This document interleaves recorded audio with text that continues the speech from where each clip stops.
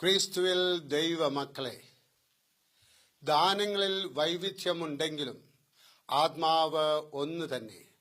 1 കൊരിന്തോസ് 12:4. സ്വന്തം പ്രവർത്തന രംഗത്തെപ്പറ്റിയും ജീവിത തിരഞ്ഞെടുപ്പിനെ പറ്റിയും പശ്ചാത്തപിക്കുന്നവരുണ്ട്.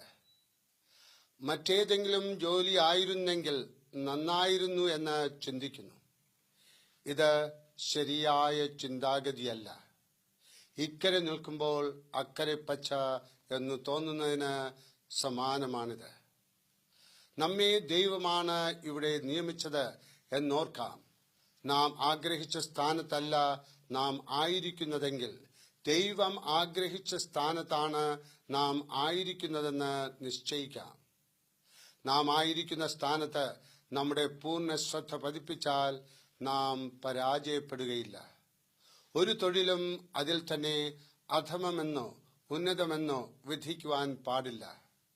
വിശുദ്ധ പൗലോസിന്റെ ബോധ്യത്തിൽ ഒരു ആത്മാവ് തന്നെ പലതരം ശുശ്രൂഷകളെയും അതിനാവശ്യമായ കൃപാവരങ്ങളെയും കൊടുക്കുന്നതായി പറയുന്നു.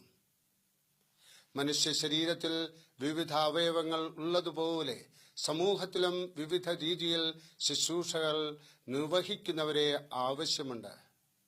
റേഡിയോയിലൂടെ സുവിശേഷ പ്രഘോഷണം നടത്തുന്ന ഡിഹാൻ കരീബിയൻ ദ്വീപിലെ പ്രക്ഷേപണ കേന്ദ്രം സന്ദർശിക്കുകയായിരുന്നു.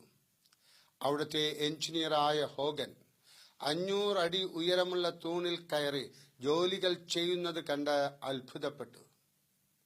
താഴെ ഇറങ്ങി വന്ന ഹോഗനെ അനുമോദിച്ചപ്പോൾ അദ്ദേഹം മറുപടിയായി, നാട്ടിൽ വരുമ്പോൾ 50 പേർ കൂടുന്ന മീറ്റിംഗിൽ എഴുന്നേറ്റ് നിൽക്കാൻ തനിക്ക് പ്രയാസമാണ് എന്ന് പറഞ്ഞു.